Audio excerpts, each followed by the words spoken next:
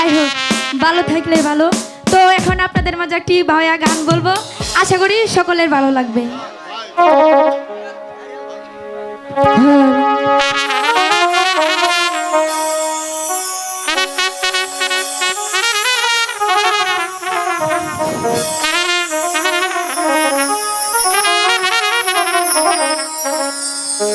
ও কি গাড়িয়াল ভাই,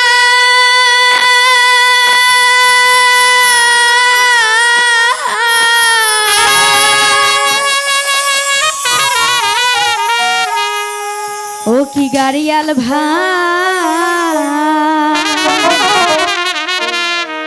কত রব আমি পথের দিকে চাইয়া রে, ও কি গাড়িয়াল ভাই, কত রব আমি পথের দিকে চাইয়া রে।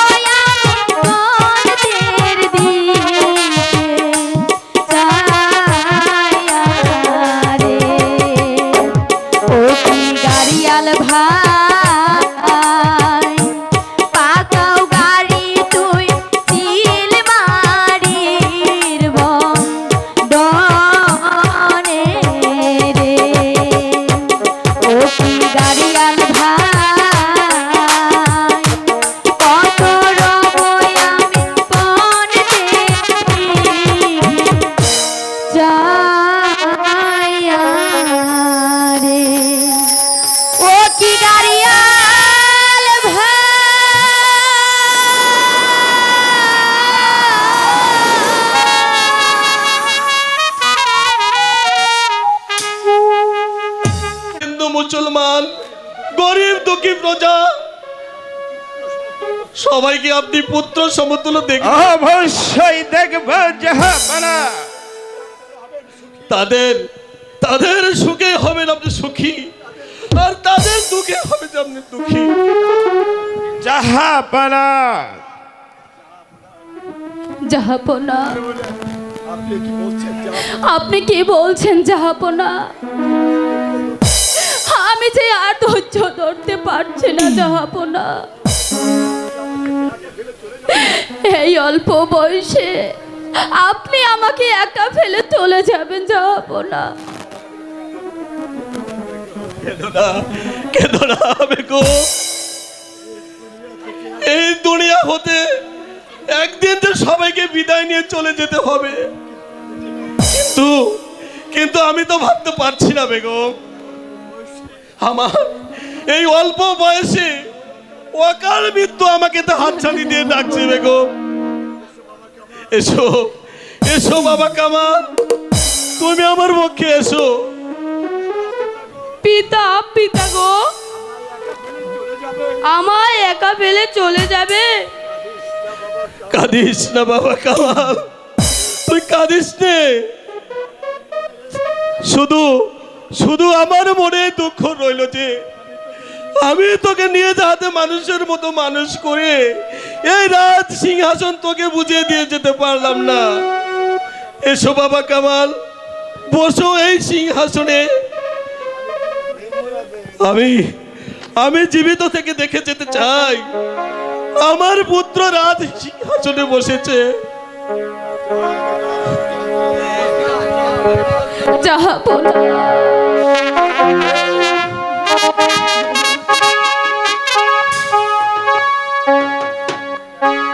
বেগম, আজ থেকেই রূপনগরের সিংহাসন সুপে দিয়ে যাচ্ছি তোমার হাতে। আমার কামাল উপযুক্ত না হওয়া পর্যন্ত তুমি এই রাজ্য পরিত্যাগ করবে। আপনি কি বলছেন জাহাপনা? বেগম সাহেবা করবে রাজ্য পরিচালনা। সেজন্য কোনো চিন্তা করেন না উজির সাহেব, আপনার কাছে রইল আমার শেষ অনুরোধ, আপনি সব সময় এদের পাশে থাকবেন। থাকব জাহাপনা।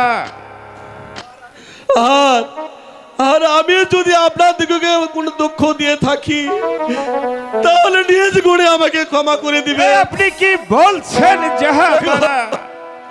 আমার সমাজে পুরিয়ে আসছে, না না জাহাপনা, আমাকে শক্ত করে ধরো বেগম। বাবা কামাল, এসো, আমি তার স্থির থাকতে পারছি না। পিতা,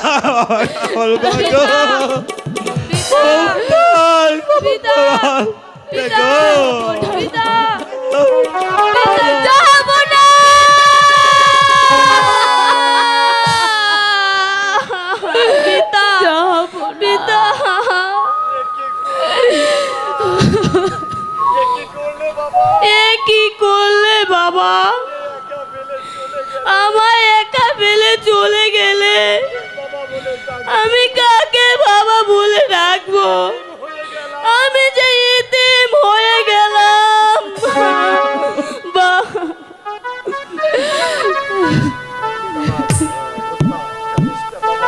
কান্দিস না বাবা, কেঁদে আর কি হবে? তোমার পিতা যে আর কোনোদিনও ফিরে আসবে না বাবা। মা গো, মা, সত্যি পিতা কি আমাকে ছেড়ে চলে গেছে? হ্যাঁ রে বাবা, হ্যাঁ। আর পিতা কোনোদিন ফিরে আসবে না? না রে বাবা, তোমার পিতা যে আর কোনোদিনও ফিরে আসবে না আমাদের মাঝে। মা গো, আমি কার কোলে যাব? আমি কাকে পিতা বলে রাখবো? কেন বাবা? মা, আমি তো আছি বাবা। আমি আমি তোমার মায়ের মতো, আমি তোমার বাবা হয়ে তোমাকে আমি মানুষের মতো কেঁদো মানুষ না, করবো বাবা। কেঁদো না বাবা কামাল, কাঁদবেন না বেগম সাহেবা। যা হবার তা তো হয়েই গেছে বেগম সাহেবা। এই পৃথিবীতে চিরদিনই মানুষ বেঁচে থাকে না, তাই তো এবার চলুন বেগম সাহেবা, জাহাপনার সৎ কাজের ব্যবস্থা করতে হবে। তবে তাই চলুন। চলুন বেগম সাহেবা।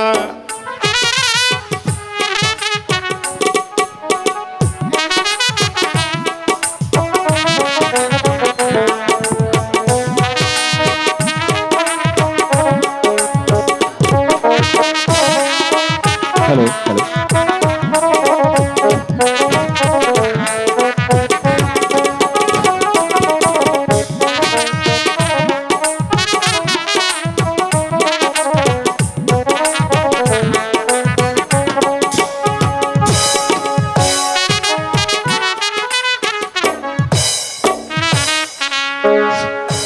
সেনাপতিটা ভরানি খা বলুন উজির সাহেব। নবাবের মৃত্যুর পর হতে এই রূপনগরের রাজ্য ওই বেগম হোসনা বানু পরিচালনা করছে। এখন ইচ্ছে করলে এই সিংহাসন আমরা দখল করে নিতে পারি। এ ব্যাপারে তুমি কি বলো জাফর আলী খান? উজির সাহেব, সুযোগ মানুষের জীবনে একবারই আসে। এই সুযোগ হেলায় হারাতে পারি না। বলুন কি উপায় সিংহাসন দখল করা যায়? বেগম হোসনা বানু ও তার শিশু পুত্র কামালকে দেবে এই দুনিয়ার বুক থেকে সরিয়ে দিতে পারলে আমাদের পথের কাটা একেবারে পরিষ্কার হয়ে যাবে। আর তারপর আমি হব ওই রূপনগরের নবাব, আর তুমি হবে আমার প্রধান উজির।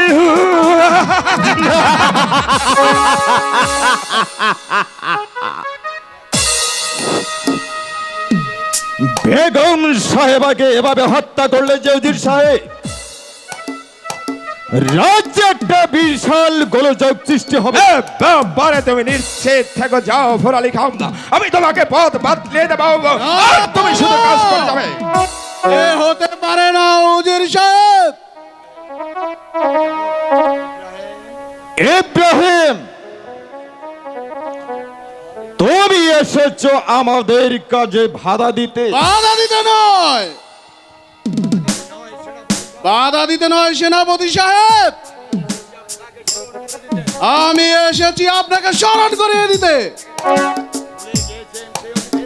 ভুলে গেছেন সে অতীতের কথা? মনে করে দেখুন, একদিন আপনার স্ত্রী পুত্র খেতে পাচ্ছিল না, ক্ষুধার জ্বালায় ছটফট করে কাঁদছিলেন, আর রাস্তায় দুমুঠো অন্নের জন্য সেদিন এই নবাব আপনাকে দয়া করে ওই রাস্তা থেকে কুড়িয়ে এনে এই নবাব মহলে সেনাপতি পদে বহল করে স্থান দিয়েছিল। আর যে নবাবের মৃত্যু হতে না হতেই তার স্ত্রী পুত্রকে অত্যাচার হত্যা। ইব্রাহিম, বের হয়ে যায় এখান থেকে।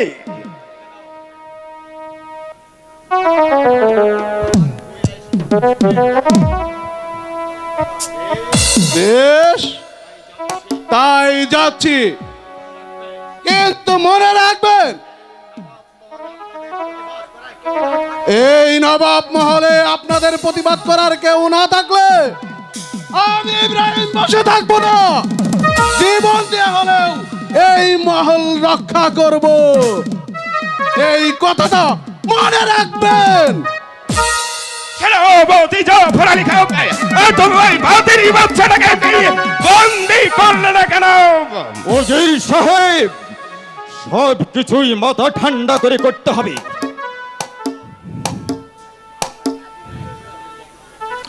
আজ তুমিও জেনে রেখো, বেশি বাড়াবাড়ি করলে তোমাকেও আমি রেহাই দেব না। কারণ আমি সেনাপতি ভীম সিংহ নই।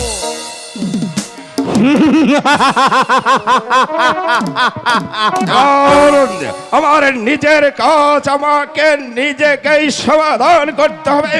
ওই যাও পড়ে লেখাও একটা বেঈমানের বাচ্চা, তাই তো তাকে আমি বিশ্বাস করতে পারছিলাম না। যেমন করেই হোক এই রূপনগরের সিংহাসন আমার চাই। এই সিংহাসন অপেক্ষা করো, সিংহাসন আমি আসছি, আমি আসছি।